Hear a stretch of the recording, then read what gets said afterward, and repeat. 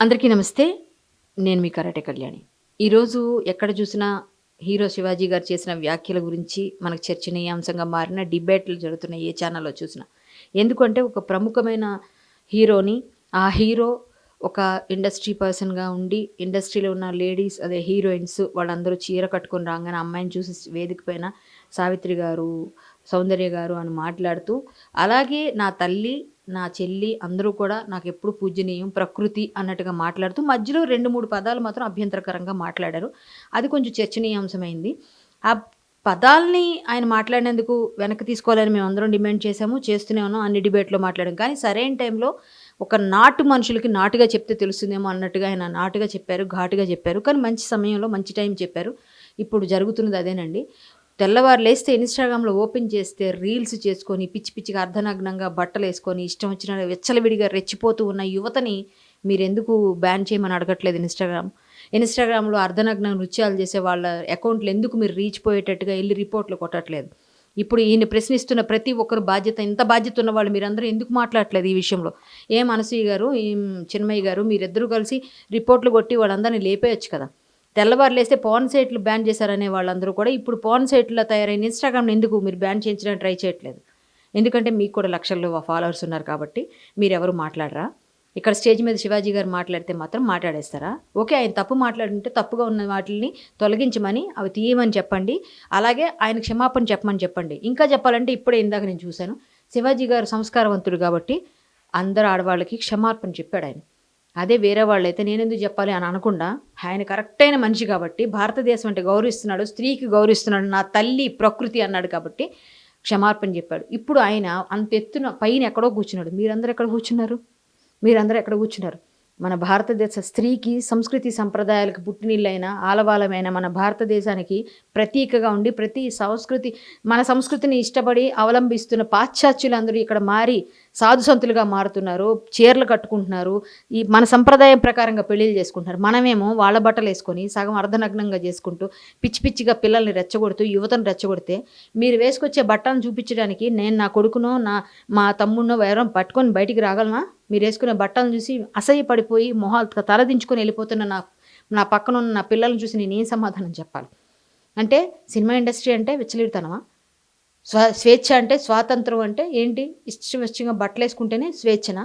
ఇష్టం వచ్చినట్టుగా నోటు దురుసుగా మాట్లాడితే బూతులు తిడితే బిగ్ బాస్‌లోకి తీసుకుంటారని మాట్లాడడం ఆడవాళ్ళ స్వాతంత్రమా? ఇది కాదు కదా మనం చెప్పాల్సింది. మొన్న మీ అబ్బాయి ఒడుగులో మీరు పట్టు చీర కట్టుకొని కూర్చున్నారు గానీ, పిచ్చి డ్రెస్ ఏసుకొని కూర్చోలేదే మరి మీరు? మరి మీకు సంస్కృతి సంప్రదాయాలు తెలుసు కదా! మరి అనసూయ గారు మాట్లాడారు గదా! నా ఇష్టం నా దుస్తులని. అదే దుస్తులు మరి మీ అబ్బాయి ఒడుగులో ఎందుకేసుకోలేదు? మరి మీ ఇష్టం గదా! అప్పుడు గూడా ఏసుకోవచ్చు. అంటే అప్పుడు మీకు సంస్కృతి సంప్రదాయం గుర్తొచ్చిందా? అంటే అప్పుడు తెలిసిందా భర్త పక్కన ఎలా ఉండాలో? బయటకొచ్చేటప్పుడు మాత్రం నా ఇష్టం నా దుస్తులని ఎట్లా పోస్ట్ పెడతారు? మనం అడవిలో లేం. మనం సమాజంలో ఉన్నాం. సమాజాన్ని చెడగొట్టే బాధ్యత తీసుకోకూడదు. బాగుపెట్టే బాధ్యత తీసుకోండి. మీరు కూడా మంచిగా మాట్లాడండి. ఇప్పుడు ఆయన క్షమార్పణ చెప్పాడు. మీరన్న మీ మాటలన్నీ మిమ్మల్ని అందరూ ప్రజలందరూ కూడా మాట్లాడుతున్నారు. మనల్నందరిని ఆడవాళ్ళని. మిమ్మల్ని అంటే నన్నన్నట్టే, నన్నంటే మిమ్మల్ని అన్నట్టే ఆడవాళ్ళందరిని అన్నట్టే. సో, మీతో పాటు మేము నడుస్తాం మంచి విషయంలో. ఇలాంటి వాటిలో మేము సపోర్ట్ చేయం. ఆయనకే సపోర్ట్ చేస్తా. ఎందుకంటే ఆయన మంచి విషయం చెప్పాడు. నాకు ఒక అన్నో, తమ్ముడో ఉంటే నేను ఆయన శభాష్ అని అంటా. ఎందుకంటే మేమందరం అలాగే పాటిస్తాం. ఇప్పుడు సినిమాల్లో వేషాలకి నేను బి గ్రేడ్ వేషాలు వేసేటప్పుడు లేపోతే సినిమాల్లో బి గ్రేడ్, సి గ్రేడ్ సినిమాలు చేయలేదు నేను. సో, మంచి సినిమాల్లోనే నేను వ్యాంపిష్ కామెడీ క్యారెక్టర్స్ చేసినప్పుడు నేను వేసుకున్నాను కొన్ని డ్రెస్సులు. కానీ బయట ఎక్కడైనా నా డ్రెస్సింగ్‌లో నేను ఏసుకోలేదు. ఎందుకంటే నాకు సమాజంలో బతుకుతున్నప్పుడు కొంత మనకి కట్టుబాట్లు మన సొంతంగా మన నిర్ణయాలు మనం తీసుకోవాలి. మనమే మనం మనం స్వీయాలోచన ఉంటుంది. అది చేసుకోవాలి. అంటే మనం బయట వాళ్ళు ఎవరు చెప్పక్కర్లే మనకి. మనకి మనమే చేసుకోవాలి. సో, మీరందరూ చెప్పారని కాదు. ఇదే విధంగా మహిళా కమిషన్ నేరెళ్ళ శారద గారు, మేడం మీరు సుమోటోగా తీసుకున్నారో ఏమో తెలీదు. మహిళలు అనంగానే అతనికి ఇచ్చేశారు నోటీసులు. మరి చాలామంది మహిళలు మొగుళ్ళని చంపేస్తున్నారు. ఆ మహిళలకు కూడా ఇవ్వండి మేడం. అలాగే చాలామంది అబ్బాయిలు అమ్మాయిల్ని చంపేస్తున్నారు. వాళ్ళకి కూడా ఇవ్వండి మేడం. సుమోటోగా చాలా కేసులు మేమిస్తాం. మేమెన్నో తెస్తున్నాం. వాటన్నిటిని ఇంత క్విక్ రియాక్షన్ లేదు. చాలా కేసుల్లో మీరు మాట్లాడాలి. చాలా కేసులను సుమోటోగా తీసుకోవాలి. మహిళా కమిషన్ అంటే అన్నిటికీ స్పందించాలి. ఏదో జనాల్లో పబ్లిసిటీ అయింది కదా వెంటనే స్పందిస్తారా? మిగిలిన వాటికి స్పందించరా? అంటే మేము వచ్చి అడిగినా పెద్దగా యాక్షన్ ఏం కనిపించలేదు. ఎన్నో కేసులు తెచ్చాను నేనే. సో, మీరు ఇది కూడా ఆలోచించాలి. మీరు కూడా చాలా వెంటనే క్విక్ రియాక్షన్ అన్నిట్లో కూడా ఉండాలని కోరుకుంటున్నాను మీ దగ్గర నుంచి నేను. మహిళా కమిషన్ అంటే మాకు అండగా నిలబడుతుందనే ఆశ ప్రతి మహిళకు కల్పించండి. అలా ప్రతి మహిళ మంచిది కాకుండా ఉండదు, అలాగే ప్రతి పురుషుడు మంచోడు కాకుండా ఉండడు. కాబట్టి ఇద్దరు చెడ్డవాళ్ళు అందులో అన్నిట్లో ఉంటారు. కానీ ఇప్పుడు ఈ మధ్య అయితే ఆడవాళ్లే మగవాళ్ళ కన్నా ఎక్కువ భూమికి పోషిస్తున్నారు. తాగడంలో, ఎయిడ్స్లో, ఇప్పుడు మన ఏదండి హైటెక్ సిటీలో కండోమ్ ప్యాకెట్స్ దొరకడం కానీ, సాఫ్ట్వేర్ ఇంజనీర్స్ అందరూ కూడా సెకండ్ ప్లేస్లో ఉందట మన హైదరాబాద్. అది సాఫ్ట్వేర్ ఇండస్ట్రీ వాళ్ళు లేడీస్ జెంట్స్ కలిసి. సో ఆడవాళ్ళు కూడా బాధ్యత ఉందిగా, 2 చేతులు కలిస్తేనే చప్పట్లు వస్తున్నాయి. సో ఇద్దరివి తప్పులు ఉన్నాయి. కానీ అమ్మాయిలు ఎక్కువ విచ్చలవిడిగా ఇలా బయటికి వెళ్ళి చూస్తే ఇప్పుడు రోడ్డు మీద సిగరెట్లు కాలుస్తూ పిచ్చి పిచ్చిగా అర్ధరాత్రి బయటికి వెళ్తే ఆ కేబుల్ బ్రిడ్జ్ దగ్గర ఎక్కడ కనిపించట్లేదు అమ్మాయిలు. ఒకప్పుడు 7 గంటలు దాటితే అమ్మాయిని చూసామా? మా అమ్మగారు ఆల్ టైంలో, మా కాలంలో లేకపోయినా మా అమ్మగారు టైం వరకు కూడా తల దించిన తల ఎత్తకుండా పుస్తకం ఇట్లా పట్టుకొని స్కూల్కి వెళ్ళి వాళ్ళే. ఇప్పుడు స్కూల్లోనే అమ్మాయి అబ్బాయి అని తేడా లేకుండా గంజాయి, మత్తు పదార్థాలకు బానిసలైపోతున్న చిన్న యువత. వీళ్ళే కదా భావి భారత పౌరులు అనేది. వీళ్ళు ఇలా ఉంటే వీళ్ళ పిల్లలు ఎలా ఉంటారు? మనం చిన్నప్పటి నుంచి ఇంట్లోంచి నేర్పాలి, మన పద్ధతులు నేర్పాలి. అమ్మ నాన్న దగ్గర నుంచి, స్కూల్లోంచి, బడిలో. ఇప్పుడు పెద్దబాల శిక్ష ఎవరికైనా తెలుసా? పెద్దబాల శిక్ష అనేది ఒకటి ఉందని తెలుసా? ఇప్పుడున్న వాళ్ళకి తెలుగు మాట్లాడితే నామూషి. ఒకవేళ తెలుగు మాట్లాడితే స్కూల్లో పంపించేస్తున్నారు. మేమే ఎన్నో పోరాటాలకు వెళ్ళాం. తెలుగు మన మాతృభాష, మళ్ళీ మాట్లాడకూడదు. మనం మాట్లాడితే నామూషి. ఇంగ్లీష్ మీకు అవసరమే, మన పిన్ని భాష అది. మన అమ్మ భాష అయితే తెలుగే కదా. అమ్మ పిన్ని ఇద్దరు కావాలి అవసరానికి, కానీ అమ్మ కన్నా పిన్ని ఎక్కువ కాదు అంటే నేను అర్థం అవడానికి చెప్పాను సుమి. సో మీరందరూ కూడా నేర్పించాల్సిన తెలుగుని, మన భాష ఖచ్చితంగా పిల్లలు నేర్చుకోవాలి, మాట్లాడాలి. ఇది మనకెప్పుడు లేదా? అమెరికా వెళ్ళండి, ఎక్కడికైనా వెళ్ళండి, ఇంకో దేశం వెళ్ళండి, కానీ భారతదేశాన్ని మర్చిపోకండి, భారతదేశ సంస్కృతిని వదిలేకండి. ఇదే నా అభ్యర్థన, నా ఆవేదన. నేను ఎప్పుడు చెప్పేది ఇప్పుడు చెప్తున్నాను. ఇలా మాట్లాడితే ఎవరికి నచ్చను. నేనైతే ఎప్పుడు ఇలాగే ఉంటాను. నన్ను ఎవరు తిట్టుకున్నా నాకు పర్వాలేదు. చాలా చాలా బోల్డ్ స్టేట్మెంట్ ఇంకోటి ఉంది. అదేంటంటే, అందరినీ అన్ను, కొంతమందిని మాత్రం అంటాను. కన్యాదానం చేసేటప్పుడు ప్రతి తండ్రి నేను కన్యనే దానం చేస్తున్నానా అనే సమాజంలో బతుకుతున్నాం మనం.